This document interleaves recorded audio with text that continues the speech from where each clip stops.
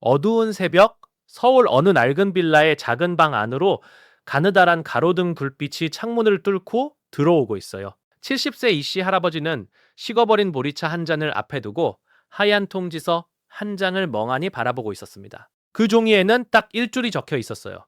기초연금 수급, 자격 탈락. 소득은 1푼도 없었습니다. 일도 안 했고 월급도 없었고 사업도 접은 지 오래였어요. 시작하기에 앞서 구독과 좋아요 눌러주시면 영상 제작에 큰 힘이 됩니다. 그런데 왜 탈락인 걸까요? 오늘 이 이야기를 끝까지 들으시면 여러분도 그리고 여러분의 부모님도 같은 상황을 피할 수 있는 방법을 알게 됩니다. 2026년 현재 대한민국에는 만 65세 이상 노인이 1,000만 명을 넘어섰어요. 그 중에서 기초연금을 받는 사람은 전체 노인의 70% 수준인데 나머지 30%는 탈락합니다. 문제는 그 탈락자 중에 돈도 못 버는 분들이 너무 많다는 거예요. 그냥 재산이 있다는 이유로 집값이 올랐다는 이유만으로 탈락합니다. 실제로 최근 언론 보도에 따르면 집값 상승 때문에 기초연금에서 탈락한 노인이 5년 새 2배 이상 늘어났어요. 이게 단순한 숫자 얘기가 아닙니다. 매달 35만 원이 사라진다는 뜻이고 1년에 400만 원 이상을 그냥 날리는 것과 같아요. 이 탈락의 진짜 주범이 무엇인지 지금부터 하나씩 파헤쳐 보겠습니다. 핵심은 소득 인정액이라는 생소한 단어에 있어요. 이 단어 하나가 기초연금의 운명을 결정합니다. 소득 인정액이란 내가 실제로 번 돈만 따지는 게 아니에요. 월 소득 평가액과 재산의 소득 환산액을 더한 값인데 이 계산 방식이 굉장히 독특합니다. 쉽게 말하면 집이 있으면 그 집을 매달 얼마씩 버는 돈처럼 취급한다는 거예요. 서울의 공시가격 13억 원짜리 아파트를 갖고 있는 이씨 부부 사례를 보면 더 명확해집니다. 두 분 모두 완전히 은퇴해서 소득이 단 1푼도 없었어요. 근로소득 0원, 사업소득 0원, 아무것도 없었습니다. 하지만 아파트에서 나오는 재산 환산액 계산을 해보면 충격적인 결과가 나와요. 공시가격 13억 원에서 서울 지역 기본 공제액 1억 350백만 원을 빼면 12억 500만 원이 남습니다. 여기에 연 4%를 곱하고 12달로 나누면 매달 388만 원의 소득이 있는 것처럼 간주돼요. 예금 5천만 원도 있으니 2천만 원을 빼고 남은 3천만 원에서 또 월 10만 원이 추가됩니다. 결국 소득은 0원인데 소득 인정액은 398만 원이 되는 거예요. 부부 가구 선정 기준인 390하짐 5만 2천 원을 단 3만 원 초과했습니다. 고작 3만 원 차이로 이 부부는 매달 55만 원 가까운 기초연금을 1푼도 못 받게 된 거예요. 이 황당한 구조가 지금 대한민국 곳곳에서 반복되고 있어요. 버는 돈은 없는데 집값이 올라서 탈락하는 현실. 이게 탈락 이유 1입니다. 재산의 소득 환산이라는 개념을 모르면 내 집이 내 연금을 걷어먹는 괴물이 된다는 걸 알아야 해요. 그렇다면 어떻게 계산되는 건지 구조를 좀 더 자세히 들여다볼게요. 소득 인정액 계상식을 수식으로 쓰면 복잡해 보이지만 사실 원리는 간단해요. 일반 재산에서 지역별 기본 공제액을 빼고 금융재산에서 2천만 원을 빼고 부채를 차감한 뒤 연 4%를 곱해서 12달로 나눠요. 지역별 공제액은 대도시가 1억 350만 원, 중소도시는 850만 원, 농어촌은 799만 원이에요. 같은 집이라도 어디 사느냐에 따라 환선 금액이 달라진다는 뜻입니다.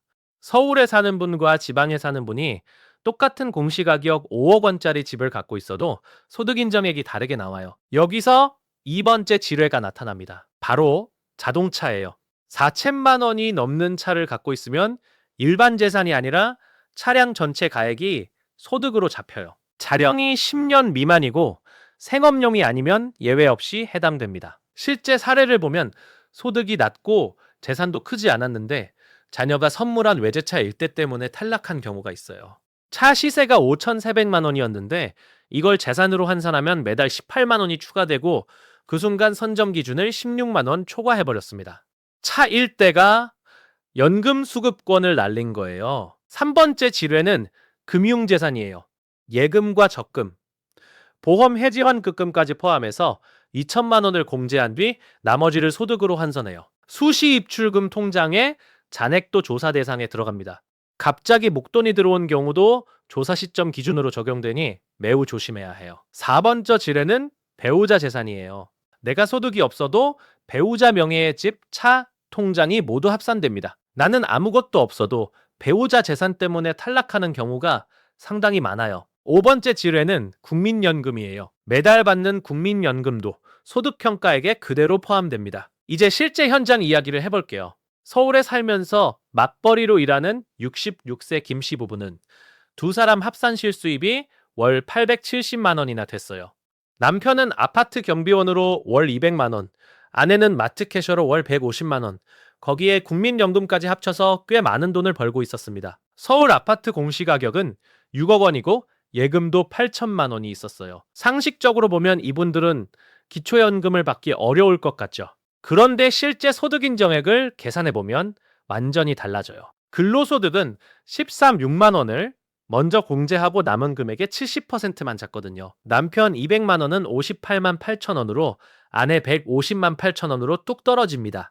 국민연금 111만 원을 더해도 소득평가액은 2,007만 6천 원밖에 안 돼요. 아파트 환산액 755만 원, 예금 환산액 20만 원을 더하면 소득인정액은 1,757원이 나옵니다. 부부 기준 1,997본 2천 원보다 17만 6천 원 낮아서 두 분 모두 기초연금을 받아요. 월 470만 원 버는 부부는 받고 소득 영원 부부는 못 받는 이 기이한 역설이 지금 기초연금 제도의 현실이에요. 이재명 대통령이 직접 사회관계망 서비스의 위장 이혼까지 한다고 언급할 만큼 제도의 모순이 심각한 상황입니다.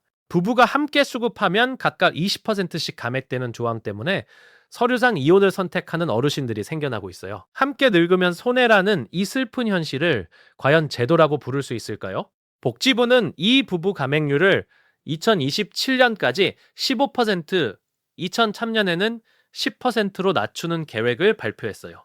국회에서는 아예 완전 폐지하는 법안도 논의 중입니다. 그러나 지금 이 순간에도 탈락 통지서는 계속 날아가고 있어요.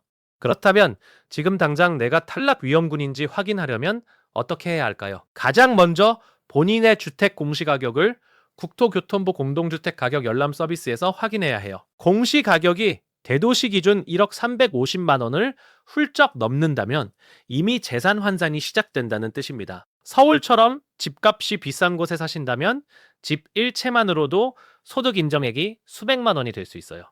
2번째는 금융재산이에요. 통장 잔액이 2천만 원을 넘는다면 그 초과분이 소득으로 잡혀요. 은행에 방치해둔 예금이나 적금을 정확히 파악해야 합니다. 3번째는 차량 가액이에요. 보유 차량의 현재 시세를 보험개발원 조회를 통해 확인해야 하고 4천만 원이 넘으면 반드시 주의해야 해요. 4번째는 배우자 재산을 반드시 합산해야 한다는 점입니다. 본인만 계산하고 배우자 재산을 빠뜨리면 결과가 완전히 달라질 수 있어요. 이 모든 것을 손쉽게 확인하려면 복지로 홈페이지의 모의 계산 서비스를 이용하면 됩니다. 정확한 숫자를 입력하면 내 소득 인정액이 얼마인지 선정 기준과 얼마 차이 나는지 바로 알 수 있어요. 주민센터 방문 상담도 매우 효과적이에요.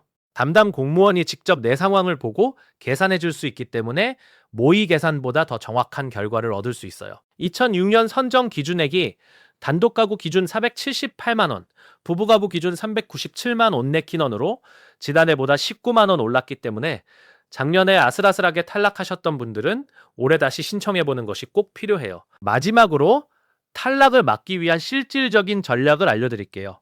부채가 있다면 반드시 신고해야 해요. 마이너스 통장이나 주택담보대출은 재산 가액에서 직접 차감되기 때문에 신고 누락은 그만큼 손해입니다. 자녀에게 급하게 재산을 증여하는 것은 매우 위험한 방법이에요. 증여 후 일정 기간은 기타 증여재산으로 간주되어 내 재산으로 여전히 잡힐 수 있고 자녀의 증여세 부담만 늘릴 수 있어요. 근로소득이 있는 분들은 월 연산 6만 원 공제에 추가로 30% 공제까지 받기 때문에 일을 계속하면서 수급 자격을 유지하는 것이 전략적으로 유리한 경우가 많아요. 다만 재산이 많은 분들은 근로소득이 추가되는 순간 합산 금액이 기준을 넘을 수 있어 사전 시뮬레이션이 필수입니다. 기초연금은 1번 탈락했다고 영원히 끝나는 게 아니에요. 소득이 줄거나 재산이 변동되면 언제든지 다시 신청할 수 있어요.